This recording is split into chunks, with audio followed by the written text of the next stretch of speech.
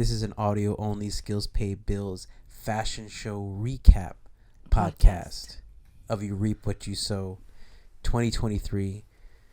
Your first official cut and sew fashion show. 10 years in the making. Yeah. 6 months in the planning. And it was like forever that we planned it. Yeah, no, seriously. I was looking back on actually an old Skills Pay Bills podcast. If you look back to episode 3, yeah, somebody wrote into us and basically said, hey, what's up with the Sew Loka fashion show? And I guess the seed was kind of planted then because we were like, you know what? Yes, we're going to do it. Put it on the goal board. You know, it was a couple of years ago. We had said we're going to do it at the end of that year. That didn't happen, but it never left our mind. Yeah. You know? Yeah. And so this is a recap episode, strictly recap. So just kind of, how did it first, you know, happen? Yeah, this You Reap What You Sow fashion show, this iteration of it, like, how did it start? So I feel like as a designer, artist, whatever the hell I am, I don't know, I don't fit in a lot of these molds that are like here now. So it's really I like that I don't fit into these molds, right? Because you really have to, once you fit into a mold, there's a lot of expectations for you, right? And so I feel that obviously as like a clothing brand and as a designer, I think that there's always been like that kind of feeling of like, you should have a fashion show, you know? And you know, I'm all for, you know, very conventional kind of stuff where it's like, hey, we should have a fashion show, but it's like I really wanted to do it in our kind of way, you know? And you know, I've seen fashion shows and you know, I've done the whole, you know, where it's like you're behind the scenes and you're just like, oh my God, this looks like, why would someone want to do this? It looks so intense. And, you know, and so we did it our own kind of way, which was not as stressful in that, in the way that like all the models have to change and now they have to do another outfit and all that kind of stuff. But it was really one of those kind of things where we've always talked about setting what you want for people to view you as, like, what is your title? And I feel like these past couple/few years have been that, right? Like, well, who am I and what do I want to be referred to as? And, you know, what is my title? What do I want people to refer to me as? And, you know, and the only way that people are going to start referring to you as this thing or this person or this whatever is when you start to tell that story, you know? And that's why I always tell people, if you have the ability to tell your story, because no one will be able to tell that story like you do. So are you saying like the fashion show is just another way of telling your story?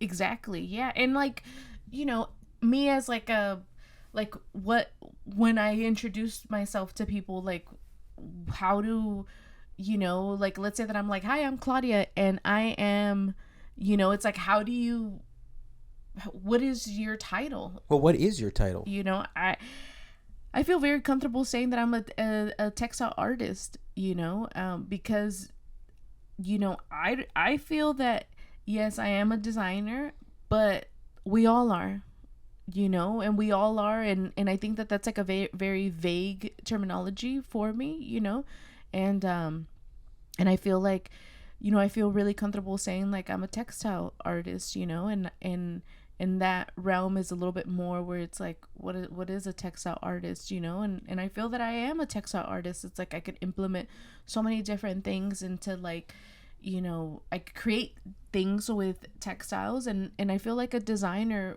you know, especially like in like the school realm of like, you're a designer and this is what a designer does and this and that, and it's like, I feel like that really kind of puts you in like this whole box, and I think I've surpassed that kind of like, you know, feeling of like I'm a designer kind of like thing, because it's like I cut and sew, I create my own patterns, I do all that kind of stuff, and designers don't do that. Yeah, but you can actually, instead of saying that you're not a designer, you can actually change what it means to be a designer when it comes to clothing.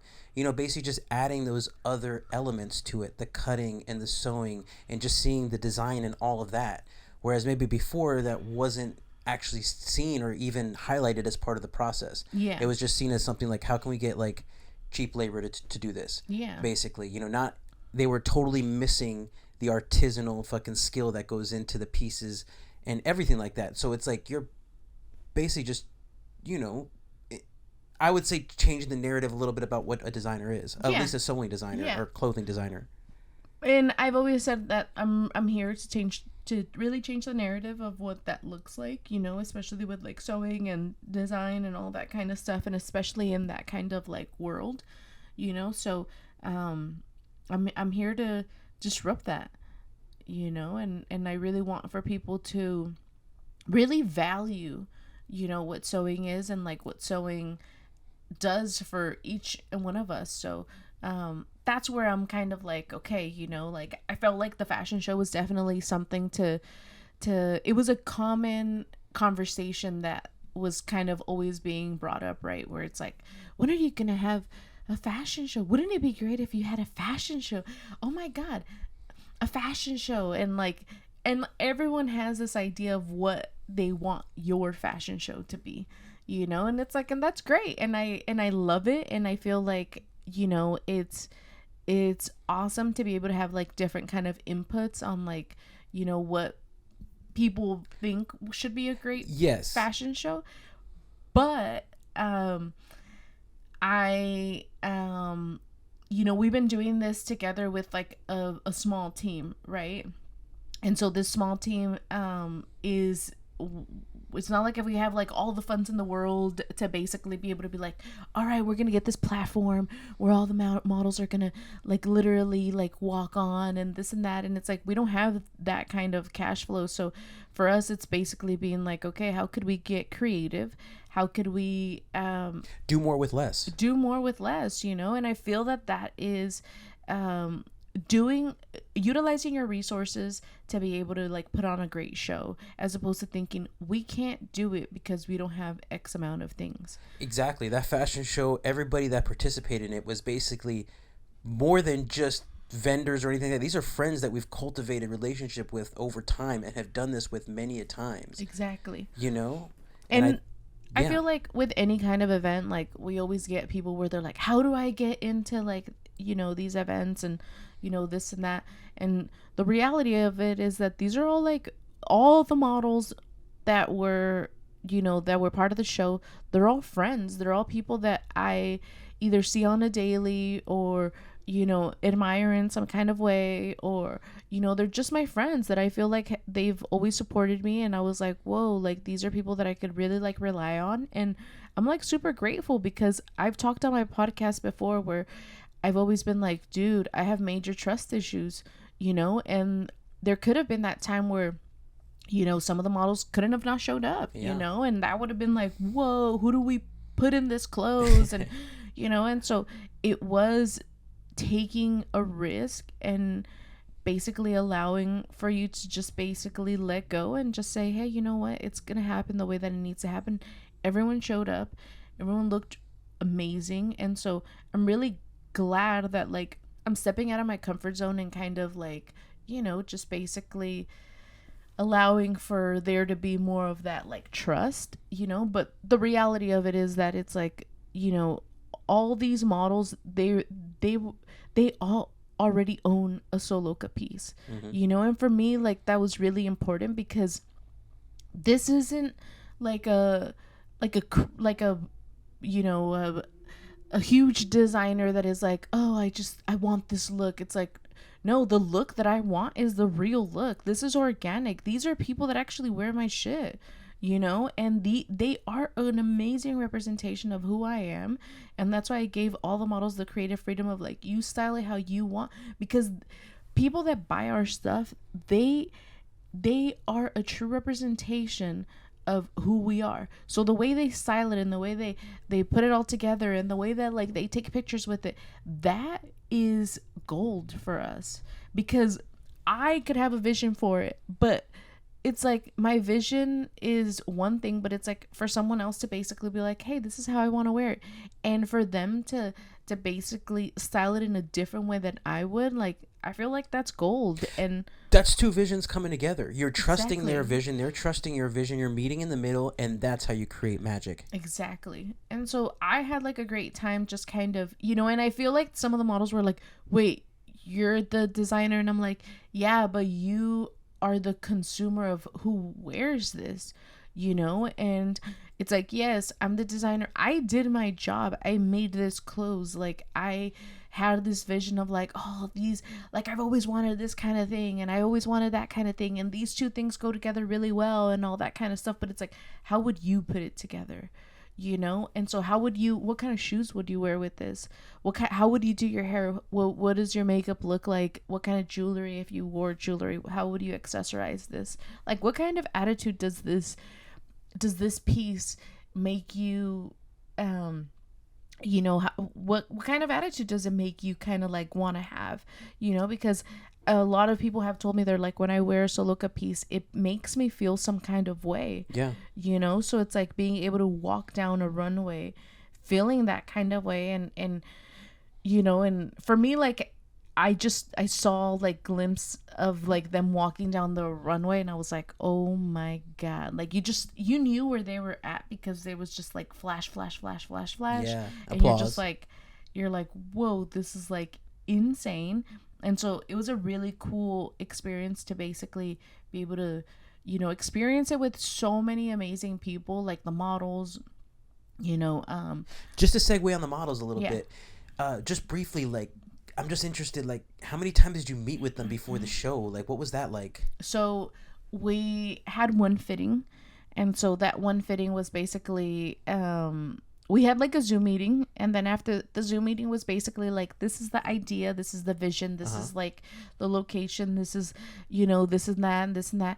And then I was like, okay, we're gonna have, we measured them, and then we did like a fitting. And so that fitting was just one fitting. We got together, and I was like, oh, try this on. And so at that point, there was already a few like garments that were already basically like made, and so we could kind of interchange them and kind of be like, oh, can you try something like this on, can you do something like this? And then they would be like, yeah. And so, but ultimately we only had one fitting for them to try things on. And and so when everyone started kind of like getting together and you're starting to see their outfits, I was like, oh shit, they look so good. So at the fashion shows, that was the first time you saw everybody dressed in their outfit together? Exactly. Oh wow. So how did you feel when you saw that before the show?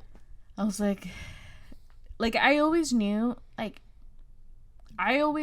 like the whole entire time I was like, it's gonna be a great show. Like, I know it's gonna be a great show. Like, I know it's gonna be a great show. Like, I knew it was gonna be a great show. But when I saw them all together, I was like, oh shit, this is gonna be a fucking great show. And especially because it's like seriously, like, I'm like really so grateful for the models, because it's like they actually like came through. Not only that, they came through, but they came through on the runway too. That's something that I don't know if you predicted, but I was like, holy crap, one model after the other, after the other, after the other. They absolutely crushed it on the runway and took all those outfits. Those outfits are already brilliant, but they definitely elevated them all, took them to the next level, made them look so good, made it their own. Everybody stepped up to the challenge. And it was like, watching that just from the sidelines, I was just awestruck the entire time. I was like, I cannot believe this is going this well. Usually in our life, there's just so many obstacles. I was like, oh, what light is going to go out? What the hell's going to... I was ready for something, and I was like, I'm just enjoying this. This is going so fucking well. And I was really in bliss for the moments there. I don't know how you felt backstage, but... you know what? Like, I was having a good time. The funny part is that we'll just go back a little bit, because we've been talking about like doing this podcast and talking about like leading up and all that kind of stuff. And so one of the things about that was like leading up to this was like our lives, like we're not just planning this fashion show, you know. It's like I still had to teach at 3 different schools, you know. We still had to be parents, we still had to run a business, we still had to, you know, have obstacles in our lives, you know. And so it's like it wasn't something where it's like all we're doing right now is planning a fashion show. I mean, that would be an amazing luxury, but that's not the reality of it, you know. And it was one of those things where it's like, oh shit, like the reality was that it's like we had the fashion show, we have the airport stuff, we had Business, all this, the business, holidays, all that kind of stuff. And so it's like, and it's like I'm the only one that sews everything, so it's like being able to be like super mindful that it's like I'm tired. Yeah, of and course. I am genuinely like tired, and I'm sure you could hear that like my voice isn't that great because it's like I'm just, you know, coming out of like a cold / flu, you know. So it's like things like that where it's like you kind of start to basically be like, oh shit, like this isn't just like a walk in the park. It's like a full on you know, like thing where it's like you're putting like your heart and your soul into it. And it's like, and that's where I knew that it's like it's gonna be a great show because it's like the intentions are set, the intentions are good, you know. We have a solid team of people that like always come through, you know. And it's like, and we don't, we're not the kind of people where we're just like, oh, let's just give up and it's fine and, you know, this and that. It's like, no, we're gonna make sure that like we have an amazing time, that everyone that shows up has a great time, you know. So Tell me a little bit about the venue, Bread and Salt. so that was my first initial I think I had seen it, I've been there like a few times, and the last time that I was there was for a fundraiser art show. So I basically donated a jacket, Museum and Art School, right? for the museum art school. And I was like, oh, and I've always loved that venue. I love very industrial like buildings and stuff like that. So I was like, oh my god, I've always told you every time that I would go in there, I was like, oh, I love like this building, it's so fucking awesome. I love the way that it looks, I love the way that it feels and all that kind of stuff. And so for me, I was like, whoa, like I would love to have, you know, like a fashion show in here, you know. And so I was just kind of like, I just love that space so much. And you know, that was like my first choice of where to have the fashion show. And so we reached out, and it took a few days, and they wrote us back and they were like, yeah. And I was like, oh my god, it's like really real, it's happening. And so I was like, oh fuck, like all right. So they said yes, which that was the hardest part. And so then you're just kind of like, oh my god. But you know, it was like one of those things where it was like, this is gonna be fucking amazing, it's gonna be great. And I was really stoked about it because, you know, it's a big space. And you know, the vision of what I had and all that kind of stuff, it just fit perfectly. So I was really excited and super grateful that they said yes. And plus, they have so many amazing surrounding galleries that when people visited the fashion show, they were able to go next door and view so many beautiful art. The last group art show was up. Provincial Coffee is there. Yeah. They were open. Such delicious coffee. You know, Mujeres Brew House, they came through. They're right next door. Yeah. They were selling beer at the event. So it's like, it is really a magical space to where when you visit there, there's so much to do. The Athenaeum is there. Yes. They had a show happening. And so it was just, our crowd of people is we're the art scene. You know, we are people that are putting together like these events that are really outside the box, even though a fashion show is, you know, a fashion show is a fashion show, you know. But it's like, this was a fashion festival, it felt like. Yeah. And so it was more, it is, the events that we put on is more, you know, where it's like, it's in the art realm, you know. So it's like, we understand that the people that are going to come out, they're going to be, you know, that they're going to appreciate art. And so it was a very amazing, you know, thing to look at, where it's like people that did come to our event were also checking out all these other, you know, events that were happening in the building, which I'm really grateful for, because that is how you throw a great event, right? Where you were telling people, hey, there's other things that are happening. Please come and check those things out. And it's like, and it's really like utilizing like what is happening to like really capture the audience that is going to be coming into. And so it's like, I feel like that's like such a great way of like building community, where it's like people are like, oh my God, there's also an event over there, and like we should go and check it out. And you're really promoting things that are happening, you know, at this venue. So I was really excited about that people actually like enjoyed going into like all these other gallery spaces, and they were just you know, really excited to check everything out and move around in the space. And yeah, and let's talk about the people that showed up, because man, like as soon as like 6 o'clock rolled around, like right before the fashion show, like a lot of familiar faces were coming out and being like, holy shit, they packed that Bread and Salt event space for the fashion show. And that must feel good, because it's like, I was looking around the crowd, I'm like, I know these people. I've seen them all in the shop. Yeah. Different moments throughout the 10 years. Some people I haven't seen in forever. Some people I just saw the other day. And it's like, wow, this is the Sew Loka community, it felt like. Yeah.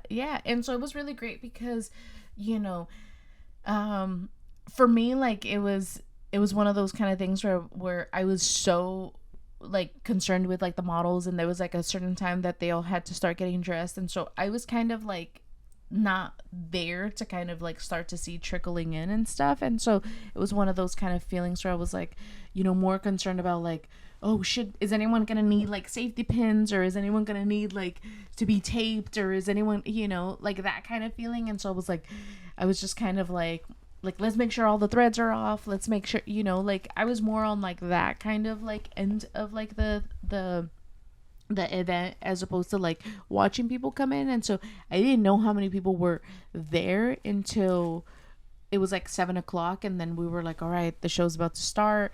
And then I was like, oh crap. And like I could only see like a small, you know, amount of people like in the door where I was at. So I was like, oh, okay. But then I started looking at pictures and, you know, all that kind of stuff, and I was like, there was a shit ton of people there. And so it was a very well attended event. I'm really glad that did happen, because, you know, it really, I felt like it was really an adrenaline high for like the models, for them to basically like, you know, like show like, you know, how good they look, and, you know, and I think it was a great experience. And right before the fashion show, so kind of setting the scene a little bit, everybody's kind of scattered around through the building, and then the Ponchos and Parker Edison are going to perform, right? And then they basically, I think it's Parker calls everybody into the room. Yeah. Right? So everybody crowds into the room, and then we play a video. Yeah. Can you tell us a little bit about the videos that were played? So Adam from Visual Cache, he basically...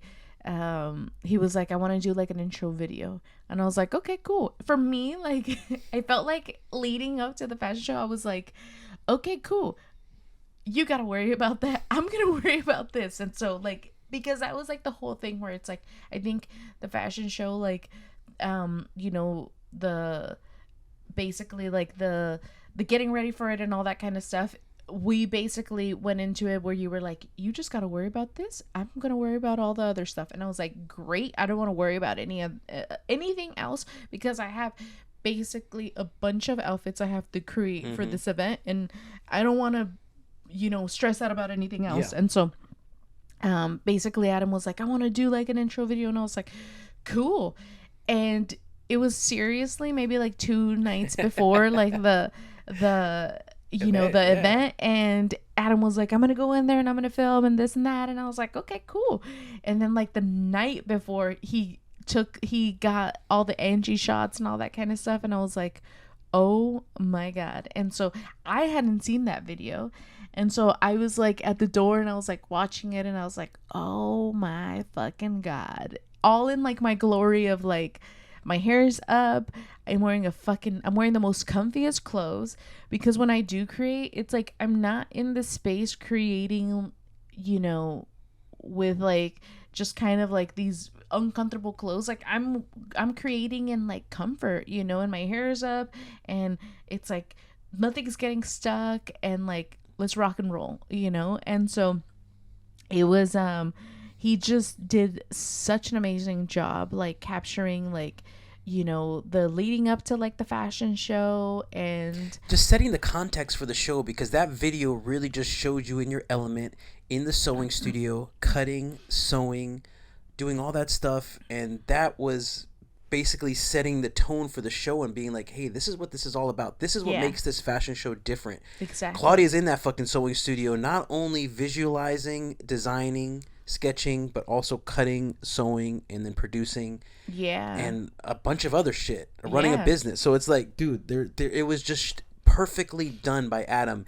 And the fact that it was basically delivered to us that day of the event, a few hours before the event. He's like, here you go, kind of thing. And he got just a creative impulse to do it. So that's what I mean about this show. So many people came together putting their spin on it. Yeah. And that's why. And I feel like that's an important part of it, right? Where it's like, we want to have like these kind of events so we can inspire people to basically be like, oh shit, like inspire them to like want to create, inspire them to like want to sew, inspire them to like want to get into like back into painting, inspire them to like do things that like really make them feel alive.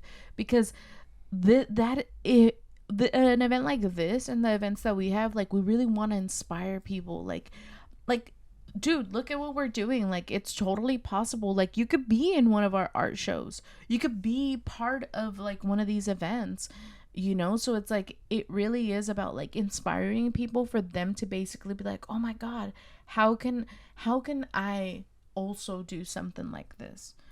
You heard a lot of comments after the show. Like, I think Adam even told me, he's like, my friend was like, as soon as I saw the show, he's like, I want to go home, dust off my sewing machine, and he's like, I want to fucking start creating some shit. Like, that show made me want to fucking just start using my sewing machine to create shit. Because look what fucking Claudia did. With that sewing skill. Yeah. Look where you can take it. Yeah. If you just believe in yourself. And so it's like, one of the things that like, for me, it's like, you really have to believe in yourself. It's like that kind of like feeling, right? Where it's like, you can't love someone else unless you love yourself. That bullshit ass like thing. But it's true though. But it's true. But it is true, right? But it also applies to like believing in yourself. If you don't believe in yourself, you're not going to believe in other people. So it's like, so you really have to like be able to believe in yourself to basically and to have this fucking vision, because it's like, I believe in myself. Like I know that anything that I ever want to do, I'm going to do it. Like I'm going to do it. I don't have any I'm not scared. I don't have any fear. I don't know what that looks like. And I don't want for that to ever like be a thought in my mind. But it's like, for me, it's like that believing in myself where it's like, dude, like I know I could do this. Like I know I could do this, and I know that I could do this because I have myself on my own fucking corner, and I know that I am the kind of person that it's like, I'm gonna put in those 10,000 hours to make sure that this shit fucking happens. But if you do not believe in yourself, you cannot believe in anyone else. And that is so important, because that thought that you don't believe in yourself, it starts to freaking seep out. So it's like, for me, I'm like, I know that I could come through for myself. I know the kind of person that I am. I've seen it time after time after time after time after time of like fucking pulling rabbits out of my fucking ass, and it is about like genuinely being able to believe that you could do something, and for you to be able to genuinely be able to do things because you want to do them, and because that whole thing is that you could inspire people to also believe that they could do those kind of things. Because it's like, that's a beautiful thing, to be able to inspire people, for them to be like, wow, like now I want to be able to do this. And it's like, and that's great. That is the whole point of this, is that you're going to be able to like inspire people, for them to have that fire in themselves where they could be like, wow, I could believe in myself. Mm-hmm. Like, and believing is the same kind of thing as like that love that you have for yourself.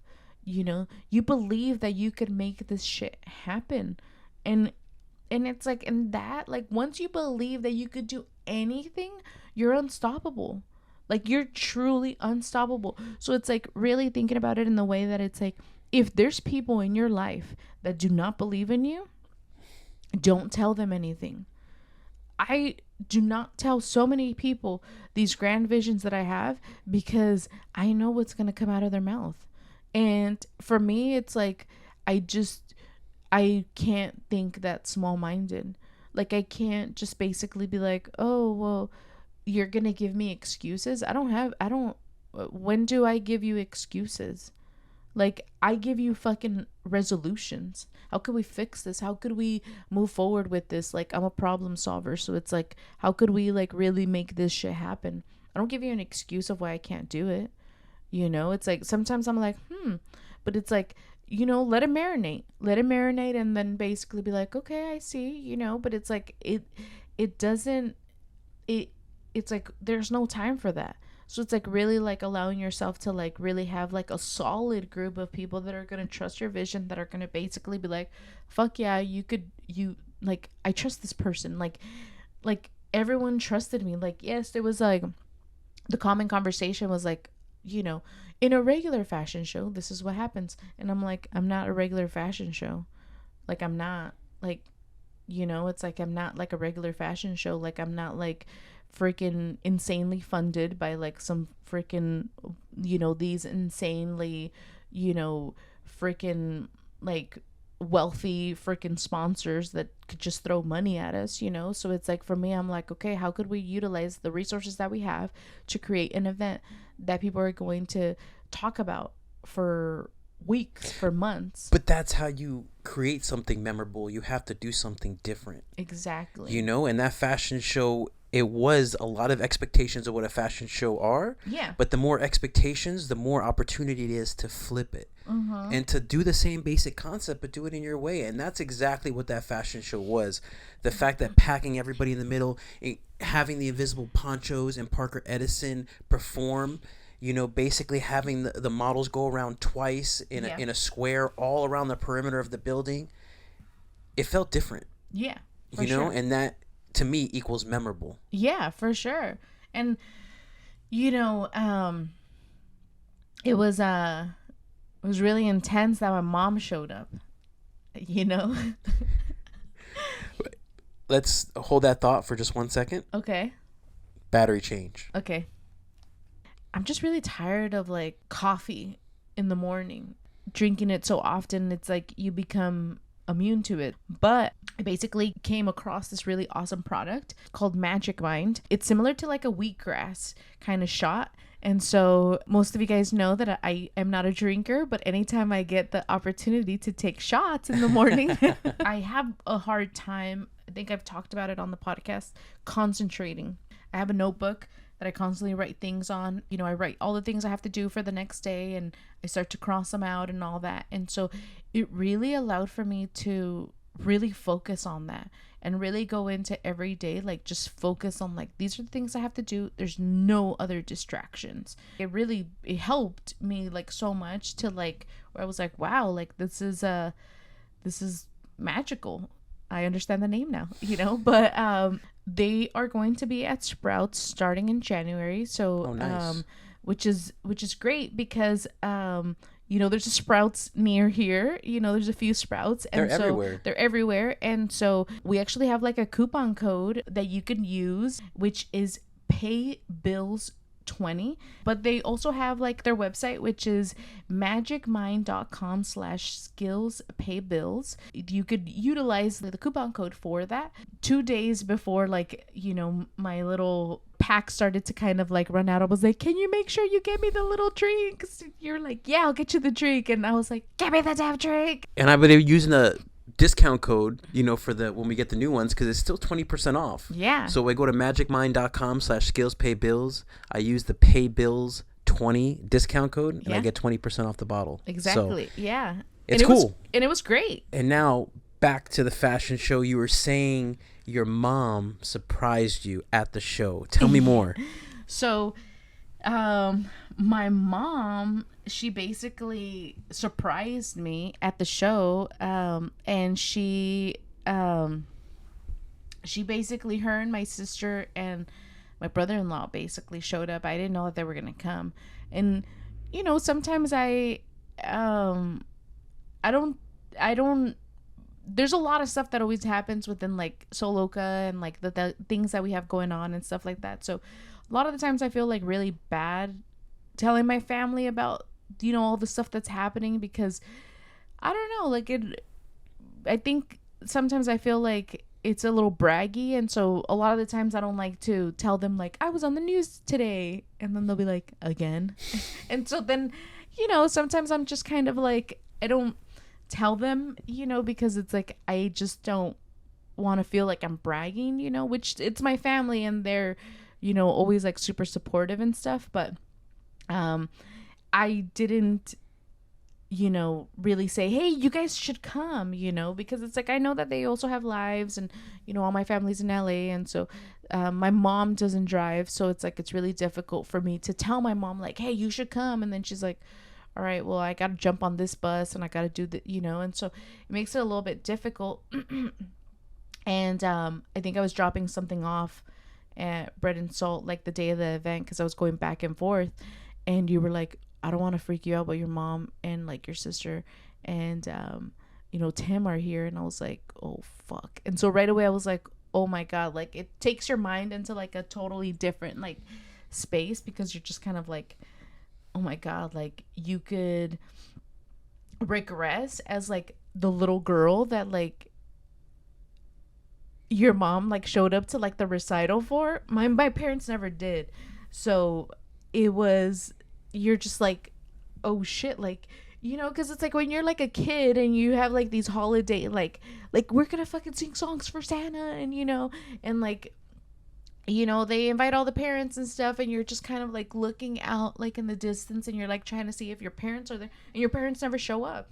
And then you're just kind of like, well, that sucks, and like my mom showed up, and so I was like, oh damn, this is crazy, and so it was awesome that like she showed up, and I was just kind of like the whole entire time I'm like, oh shit, like I gotta deal with the models. I haven't ate all day, and like my stomach is just like, yeah, you're not gonna eat.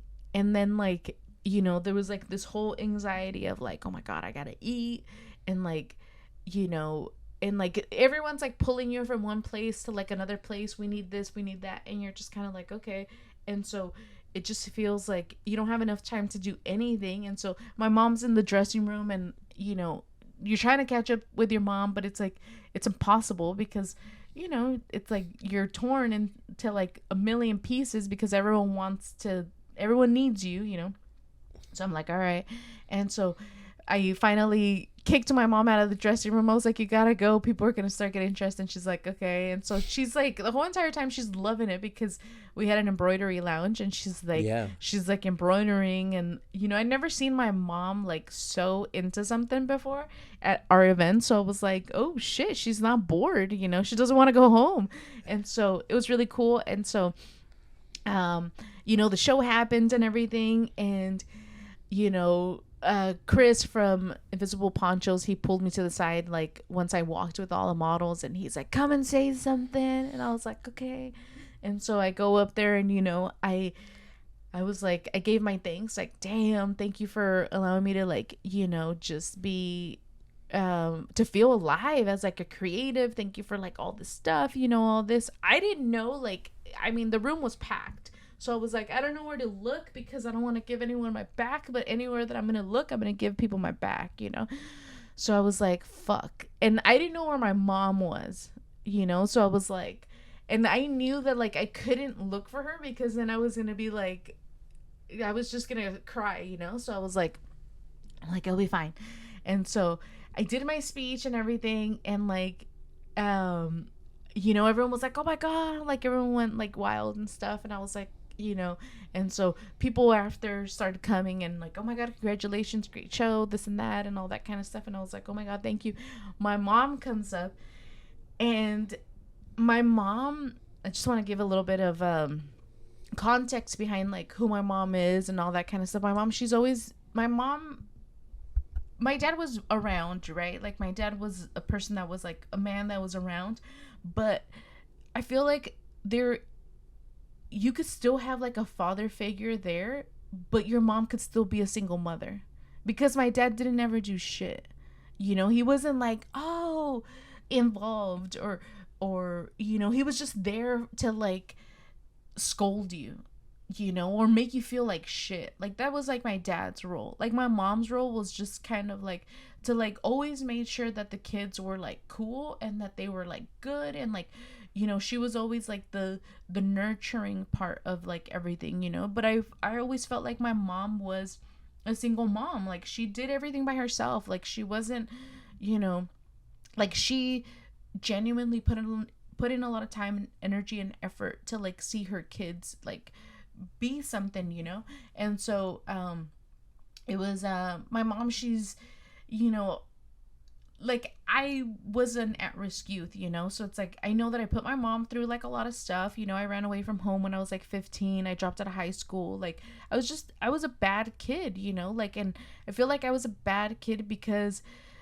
first I was very bored. I wasn't challenged enough in school, and like second, like I was just kind of like I didn't have, you know, any good role models or people that I could look up to and basically be like, wow, that's the roadway of like what I want to do. Like I could just follow that and I'll be there. And so I didn't have that. And, and I just was very rebellious, and I took advantage of the fact that my parents were not they weren't together anymore and all that kind of stuff. And so I really rebelled against that, and I took advantage of that. And my mom, she did the best that she could, with like what she had and all that kind of stuff. And my mom never gave up on me, and it was my mom's always been like a very like cold kind of like person, where it's like she's only told me that she's loved me like maybe like 5 times, in my life.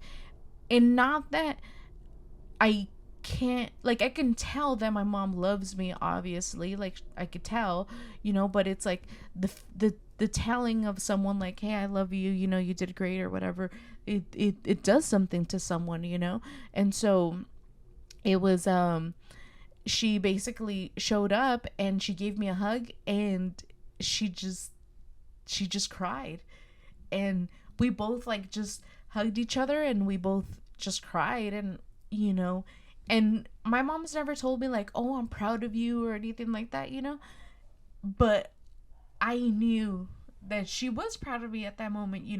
So it was a very like, it was like one of those kind of moments where you're like, oh shit, like she's here to see me shine in one of my like brightest moments. And for her to be able to see her daughter like overcome all these like crazy things of like, like the hardships and like, the fucking, I had my whole face pierced at one time, and she would call me all kinds of like, she would call me a coladera, which is like a strainer where you put the pasta and it strains.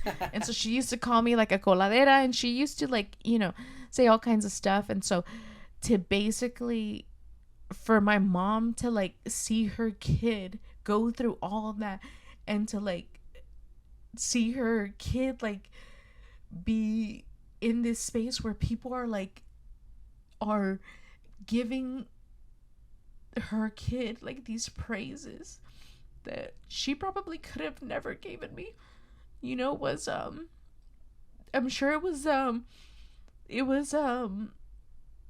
like, it felt good for her as a mom, because it's like, if I was in that situation with like my daughter, and like people are giving my daughter praises, like I would just be like, wow, I'm so proud of this person, for overcoming all these things, because it's like, we don't, sometimes we're just going through life and we're like, oh, this is how it's supposed to be, and so for my mom to like show up and to like do that, and to like, and for her to like see her seed like bloom, you know, and to like for her to be like, oh shit, like this is like what I never gave up on, you know. And so for her to be there and for her to like, you know, see it, like for me, like I was like, you know,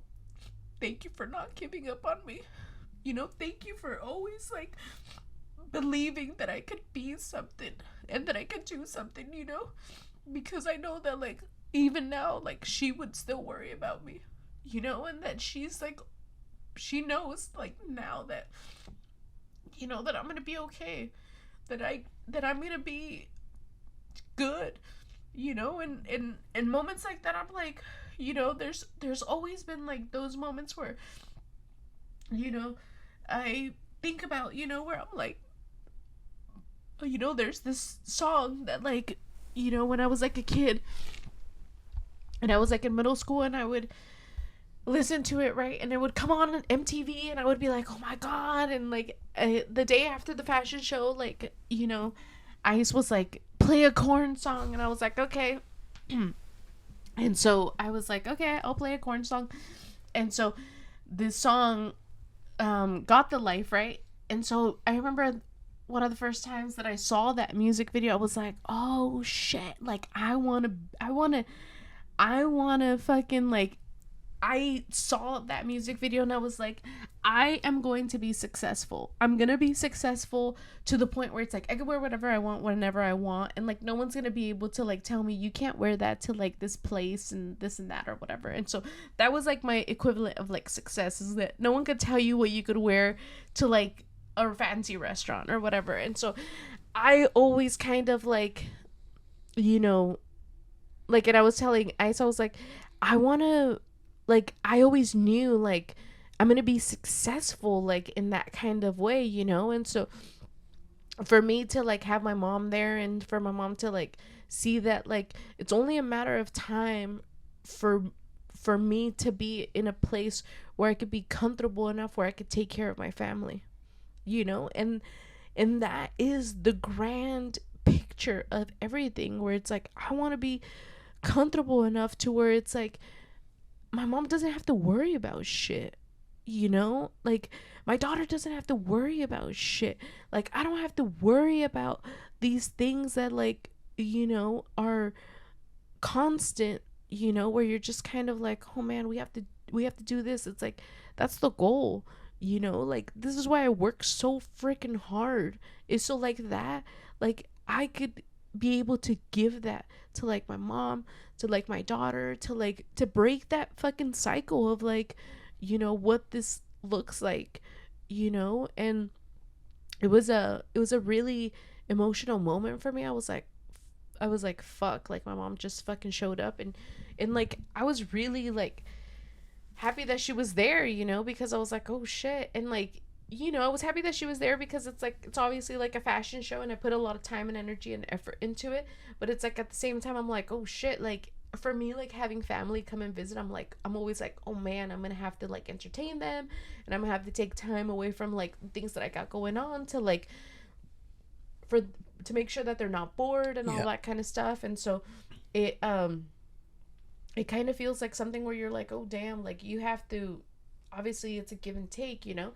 But my mom was like, wow, that was great, you know. Yeah, I'm so glad she got to experience that. I'm glad she got to experience that too. And you know, it was I don't think my mom understands like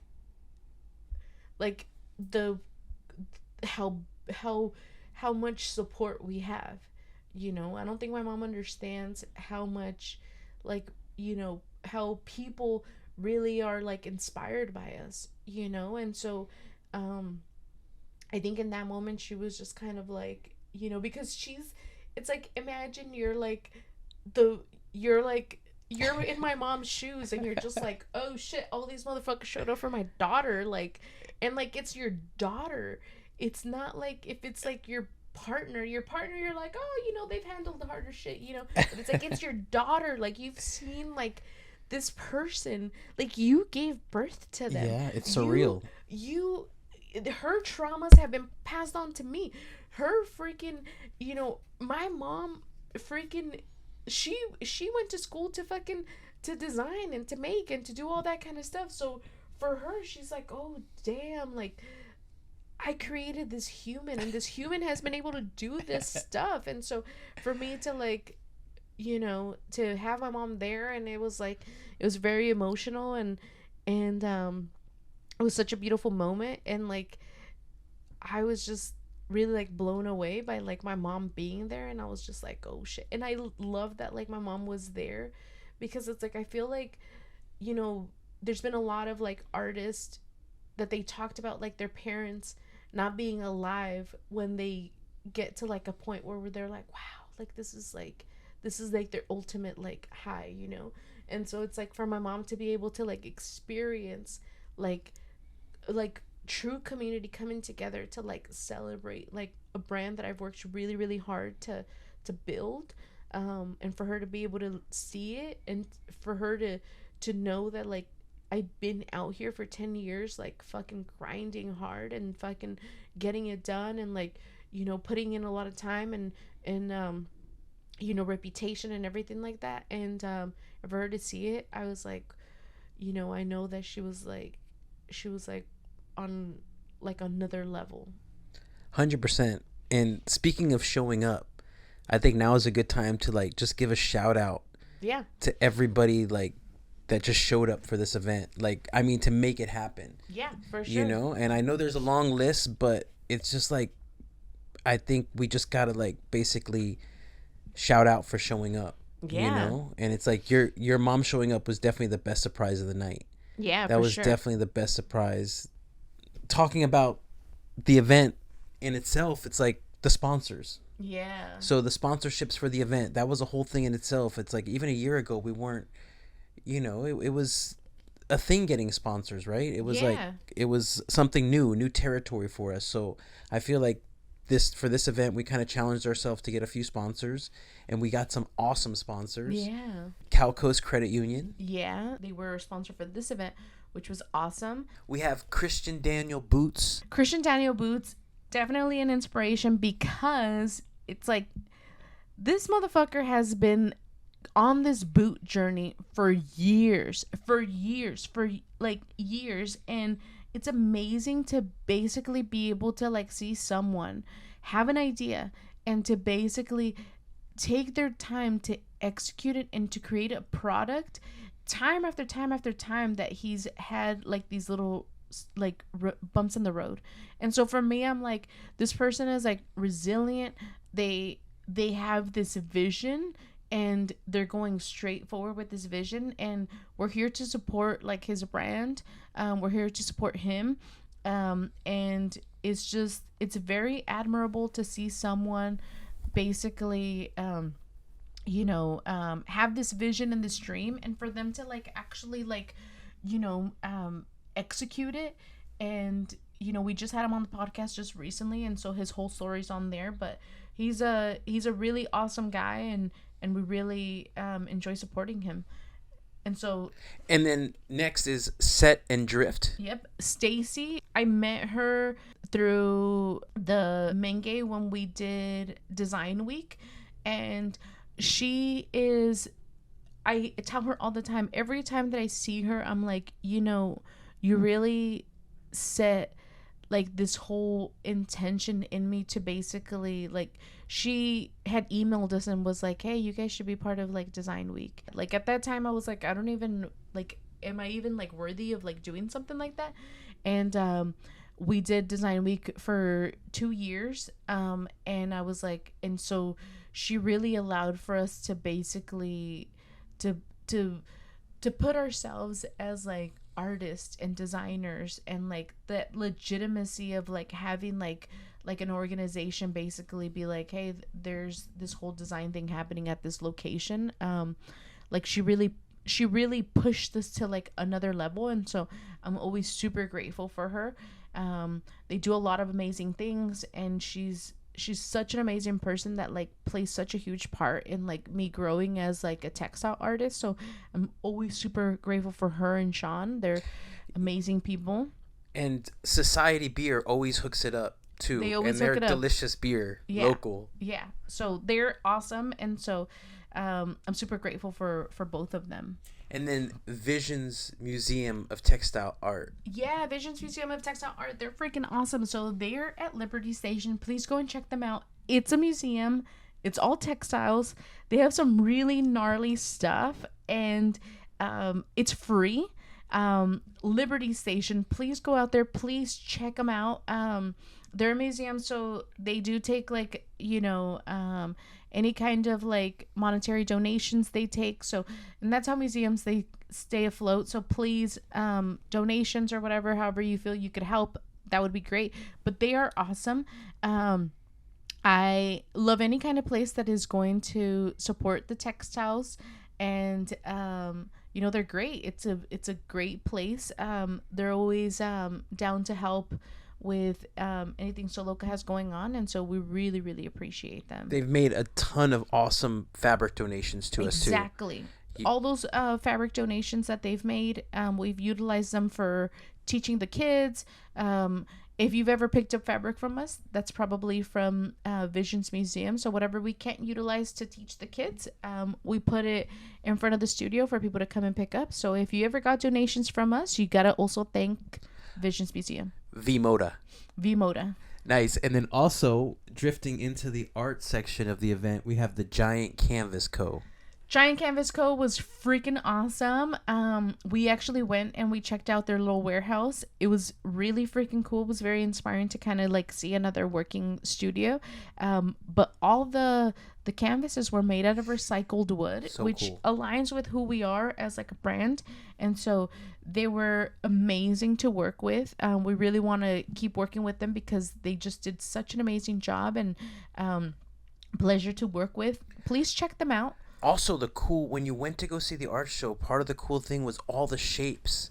You know, there was circles, there was triangles, there was octagons, there was large 5-foot pieces. I mean, that is what Giant Canvas Co. does too. They do custom canvases, but they're also mindful by using their scraps and everything like that. Like, they're all artists themselves, and it's a really cool place to visit. Yes. Because I think they have events there every month where they do like stand-up comedy, podcasts, live music. Mm-hmm. So it's just worth checking out. Yeah. And like we said, if you're an artist and you're looking for like a really interesting, fun shape for your next, show or anything like that, please check them out. They, like we said, they do a lot of really amazing shapes, sizes, all that kind of stuff. So they are a small business. Please support them. So speaking of Giant Canvas Co., yeah, let's talk about the art show, the You Reap What You Sow art show. Yeah. Curated by Studio 9. Uh-huh. That was a great show. We had over 25 different artists. They all created original artworks for the event. So many amazing pieces. It was just a great experience, setting it up, doing all that kind of stuff, working with so many different artists. And so it's always amazing to see all the artists when they're dropping off their pieces, because you're like, wow, they just keep getting better and better and better. And so it's always awesome to be able to work with local artists here in San Diego. Yeah, no, 100%. It was a beautiful show, and it added just so much to the fashion show, because that is a part of it, clothing and the art together. And such, some of the paintings on there were just so memorable in my mind, like things I'll be thinking about for a super long time.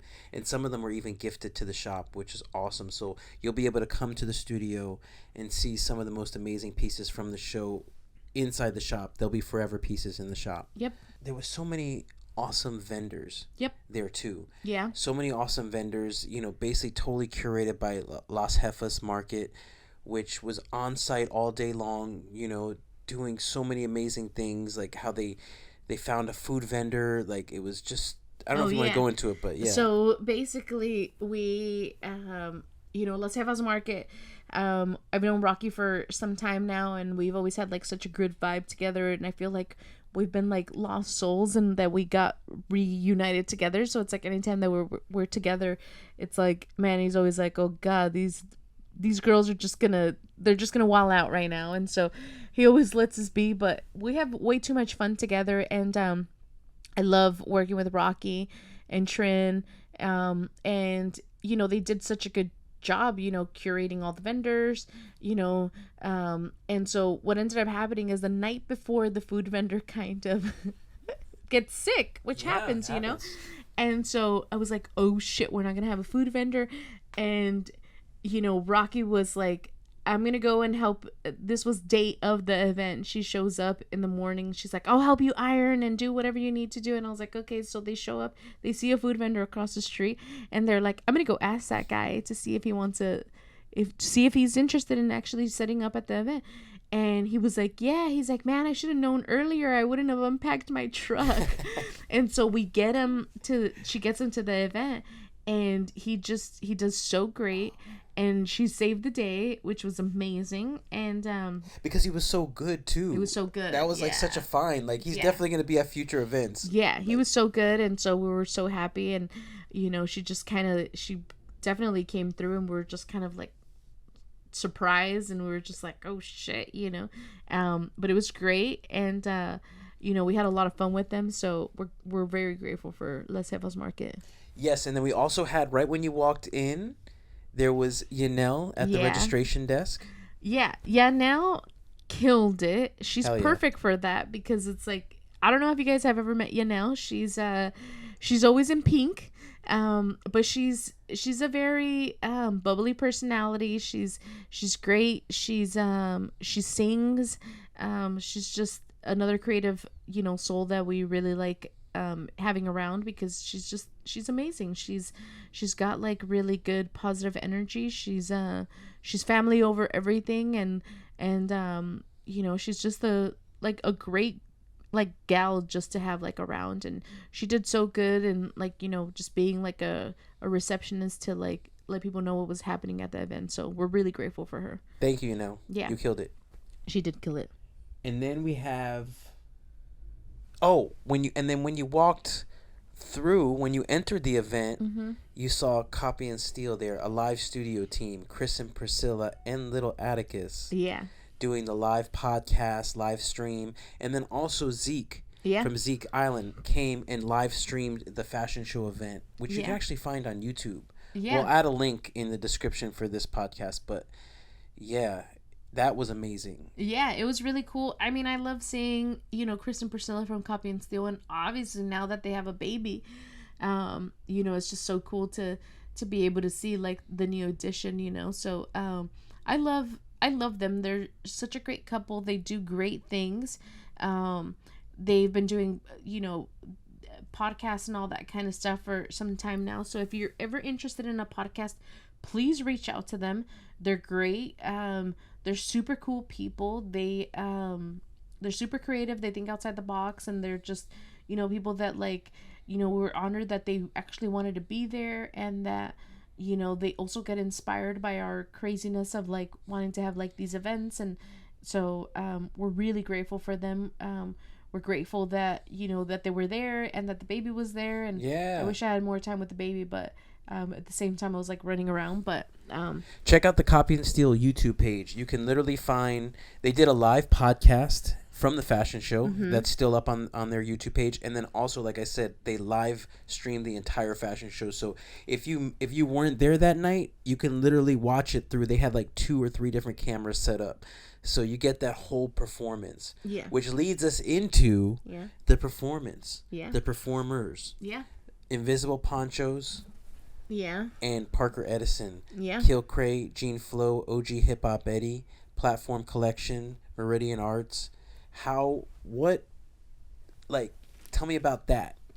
So I knew that like when we were going to have the fashion show, I was like, oh, it would be really cool to have them as live performers in the middle, and like, the models would be able to like walk around and all that kind of stuff. And so for me, like, it was just kind of like, that was like the whole vision since like day one. And so, the whole team is just amazing. Like, they are also visionaries. They, they have like these ideas that are like outside of the box, which I love. And, there's this originality and uniqueness about them that I feel like we also have. And so we kind of like mesh really well. And so I really enjoy having them at our events, because you know, you could, when we were in the back, in backstage with some of the models, one of the models was like, oh, I love this song. And I was like, you know, in my mind, I was like, how could this person love this song if, and then I was like, no, they've heard them before.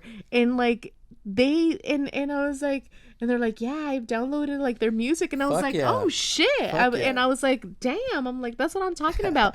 And so she was like getting ready to like walk, and she's like, I Nice. love this song. And I was like, damn, that is like, it was like so like just perfect, you know. And so she's like, I love this song, getting ready to like walk down. So it was like, it was really cool to have them there. And I feel like we've been doing a lot of really amazing events together, and you know, they've obviously been part of our team for some time now, and we appreciate them as artists, as you know, visionaries that they are, and just as people. You know, we enjoy, you know, just kind of like throwing out ideas and you know, growing together, and we're not intimidated by growing, you know, together or anything like that. We're all like, hey, where do you want to get, and how could we get you there, and vice versa.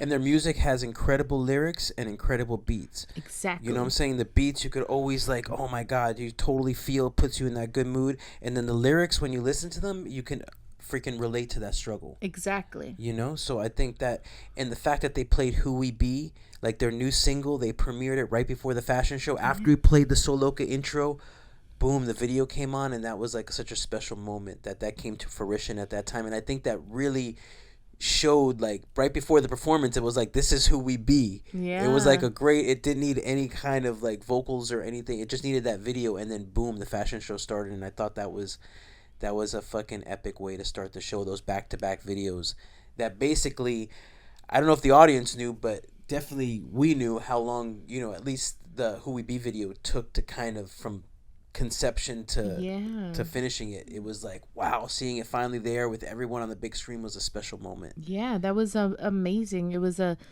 great video that you and Adam had worked on, and you know, it took a lot of like moving pieces, and for you guys to be able to showcase it with a crowd that large, I mean, I'm sure that was like a big, you know, moment. Yeah. And then also we have speaking of the bands and everything like that, we had the Fortunatos. Yeah. Which I thought was super cool. Yeah. You know, they had live music and everything like that, and I've known Yago for years. Yeah. You know, from back in the day. So it was cool to connect with him, and like, he's always been in different bands. He has the Tiny House Studios, super talented musicians, both on the vocals and on the drums. And they brought their friend there who basically was on the saxophone, which I thought was really cool. And they just did amazing songs that kept the vibe going all night. So much appreciate to the Fortunatos and everybody involved. And then live DJ Luis. Luis always kills it. Always kills it. He always kills it. He knows how to set the tone for, you know, he just knows how to set the tone for like the vibe that we want to have. And you know, we always get a lot of people that they're like, who was the DJ, and like, you know, and he knows what he's doing. 100% professional. He knows what he's doing, and he's just an amazing all around, like, you know, just artist. He knows artist, you know, great photographer. He's a well-rounded artist, so we really appreciate him. 100%. And then also Positive Fee. Yeah, Positive Fee was there. She was doing styling. Yeah, secondhand styling. And I loved her setup. Yeah. It was so cool. She was there, secondhand styling, which is awesome. So if you want to know more, she does the sip and style, which is really cool because it's like you could basically fill up a whole bag, and there's like a fee, and then you basically fill up a whole bag, and it's a flat fee. So, and then you get like a drink or something with it. It's basically just a fun fashion experience. Yeah. And we'll put a link to her website also in the description here. So basically, if you just go to her website and follow her, you'll see that she does multiple events every month. And if you're into fashion, and if you're into if you live in San Diego, you definitely want to attend one of her events. Yeah. She's awesome. I just wanted to take a second to mention Shar, our friend Shar, who I felt like she created the You Reap What You Sow design. I think we commissioned her in the beginning. Yeah. You know, so I think that she was the genesis of all of this, like the marketing of it, basically the theme and everything of the show, because it's like I felt she really killed it with her design that you reap what you sow. For sure, yeah. And it even reminded me a little bit when you mentioned corn. Yeah. Right? It kind of had those vibes and everything like that. And yeah, just very appreciative that, you know, she created that logo for it, which really set everything off and running. At least in my mind, when we came to promoting the show and everything like that, Johnny Walsh created the flyer, which was awesome. So all that goes into it. You know, it is a part of the actual event. Exactly. Is the promotion of it. Yeah. You know? And like we say that with the events, it's not just like us that are doing all this stuff. It's like there's so many like people that are involved. And so I'm grateful for Shar because it's like, you know, we had this idea and she was like, okay, cool. And she like went with it. She executed it. And, you know, she's just, you know, an amazing girl that like we really love supporting. And, you know, she's someone in our life that we've had for some time. And, you know, the fact that like we got to work together on this project was awesome.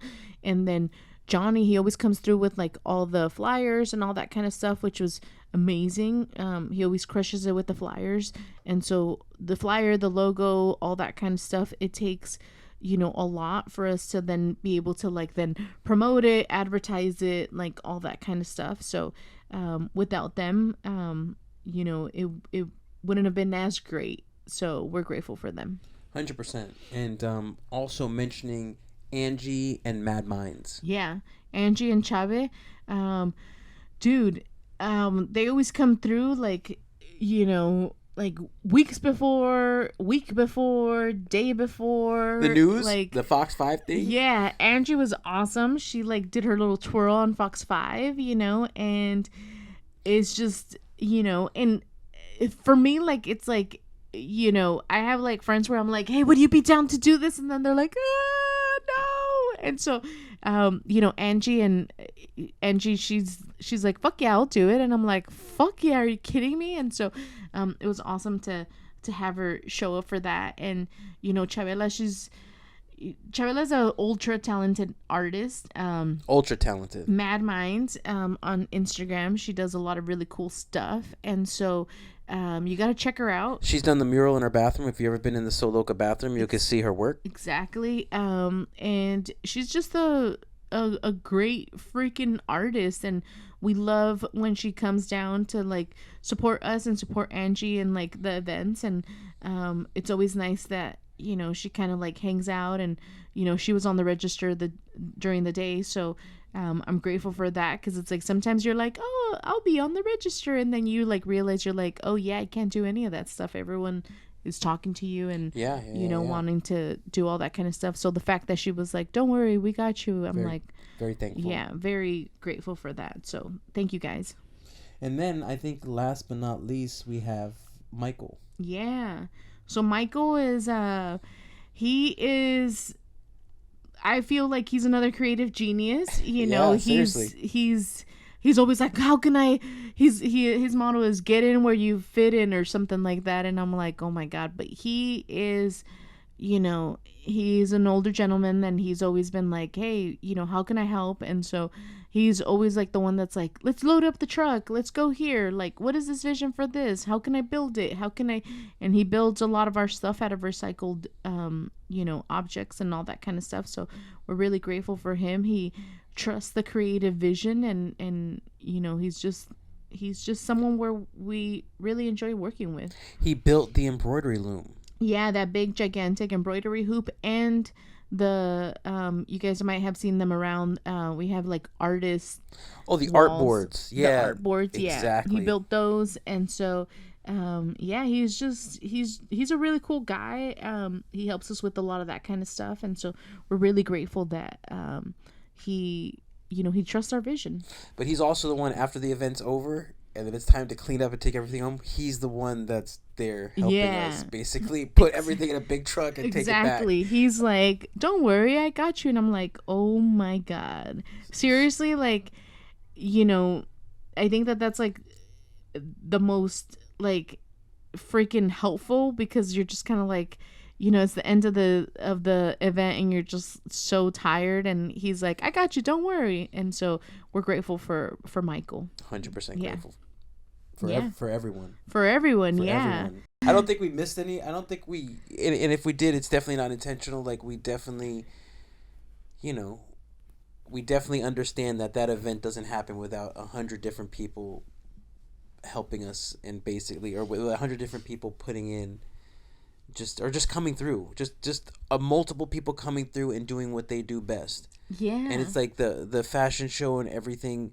was a part of it, but even the fashion show in itself, it took the models, it took the photographers to Vito too. We didn't say Vito, but Vito always is a Oh yeah. staple in every single event, and he will be. He told us yesterday he will be on the Skills Pay Bills podcast Yep. in the next couple of weeks, and we've been trying to get that interview for at least a couple of years because we have so much to talk about with him. Yeah. And Vito, he's seriously like a brother. He like there isn't a lot of people that I could call where I'm like, oh shit. But he's definitely one of those kind of people where it's like, I could call him and be like, hey, can you help? And like, I feel comfortable calling him, hey, can you help me with something? He'll be like, yeah, no worries.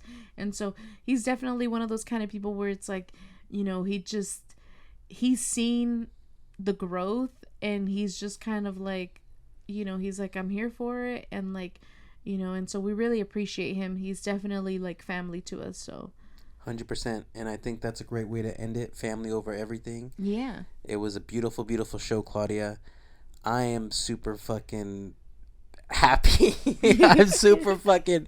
This is the happiest I've ever been in such a long time. Like that night was like, if you look at my life, that's gonna be like, that's a big timestamp of like, wow. So I've never been more amazed or transfixed or proud at the same time as excited, happy, all those things. And I've never seen you shine so bright. And it was a beautiful, beautiful moment that I will never forget in my Yeah. life. I will never forget that. Well, like I feel like I think it was like, was it? No, it was like 2 days ago. I was reading something from like the journal that I like had wrote. Yeah. And so I have this book, and I basically have divided it into like 5 different sections, and it's basically like my organizer slash like gratitude slash like just notes or whatever. And so when I started this book, I basically just wrote a bunch of stuff, just random stuff, where it was like, today I feel like this. And so I read basically like something that I had wrote, and it was from August 2020, and it basically, all the things that I said I wanted to do, like I did.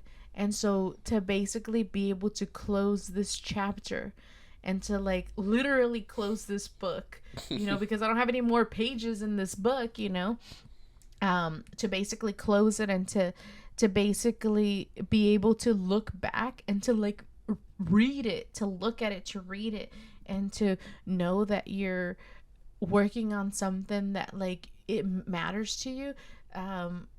I got really like emotional because it's like I read it and I was like, oh shit. And it even said, you're going to look back and you're going to laugh. And I was like, oh my God. And it was like, so like, because it's like, I know that like, things get really overwhelming for me sometimes. And I get emotional, and like, I'm happy that I'm an emotional person because I get emotional over like beautiful things, where it's like, wow, that's like my having my mom there, that's like a beautiful moment.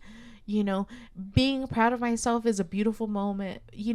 Things like that. Like, I'm glad that I get to be emotional in those moments, because those are beautiful moments. And for me, like, it's saying like I'm an emotional person for beautiful moments, like yes, like we should all like be able to feel how beautiful something is, where it's like it's so beautiful it makes you cry. And I feel that way about life, that things are so beautiful that you want to cry. And just being able to like look back within 3 years and seeing how much like progress I've made. To me, I was like, whoa, that's why I enjoy writing things down, and I enjoy documenting things. And I enjoy this process of the documentation and like all those kind of things, because my ancestors, they don't have that. So it's like I'm here to change so many narratives for the future, and I'm here to inspire people, and I'm here to let people know that we can all do it. You know, there was a these little girls in the front row, Mm-hmm. and these little girls were you know, they're my sewing students, and I've had like embroidery, you know, parties with them and sewing lessons and stuff like that. And for me, like, I was like, oh my god, like they saw the whole entire thing. And like the cool thing is that right before we had like a sewing lesson, and so, you know, I've always been like, you know, we just kind of sit around and hang out and sew and this and that. And for them to see this person that just hangs out with them and sews with them and does this and that, for them to see this person create an event like that, and for them to basically see that and be like, oh shit, like I never had that. I never had someone that I could look up to basically be like, wow, I could do that.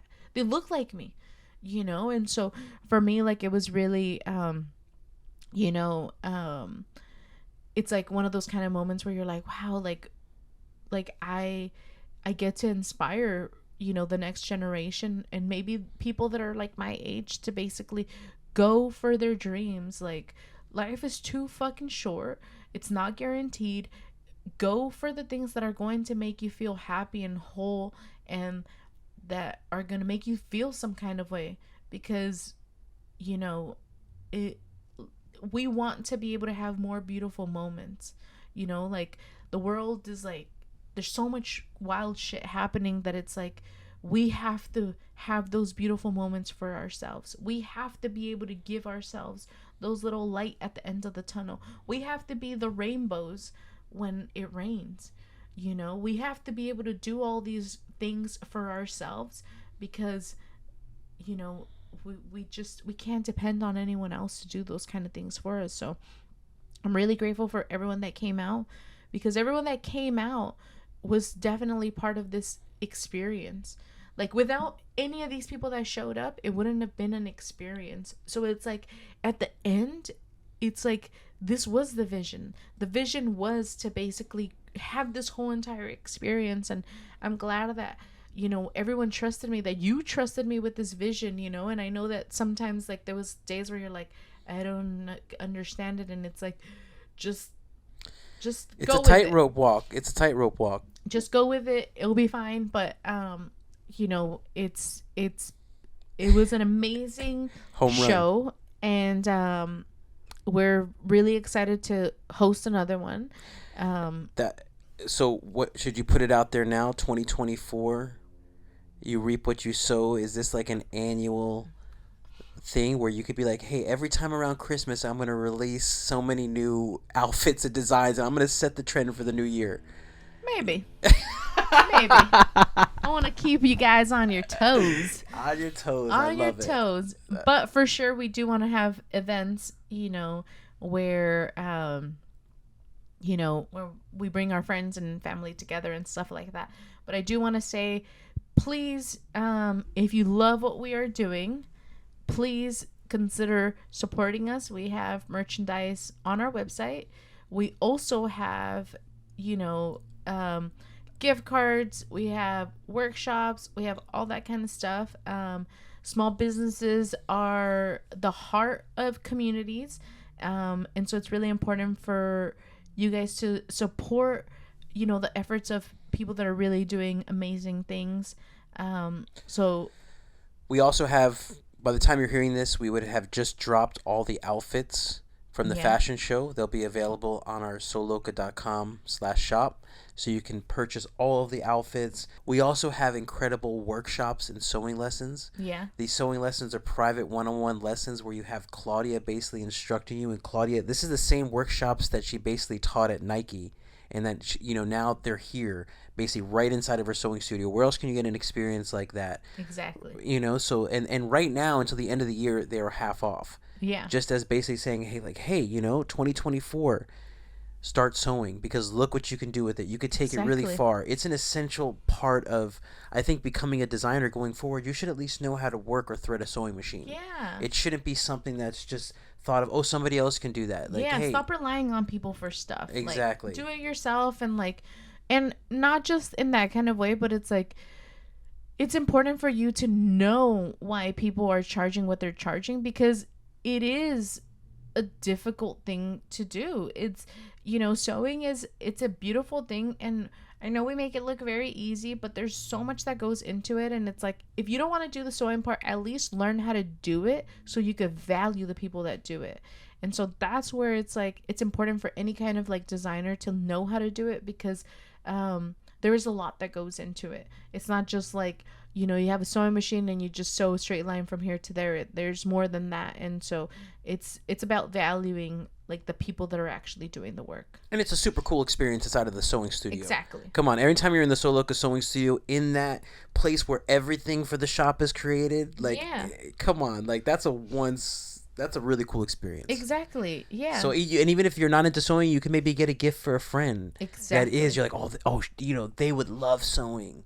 They would love that lesson. Boom. That's a perfect gift. If you want to think a little bit outside of the box, that's a perfect gift for your friend that also thinks outside of the box. Exactly. So merry everything. Yeah. Happy holidays. Happy holidays. We'll see you soon. Yes. That was awesome. Yeah. Yeah. Woohoo. Okay. Mic drop.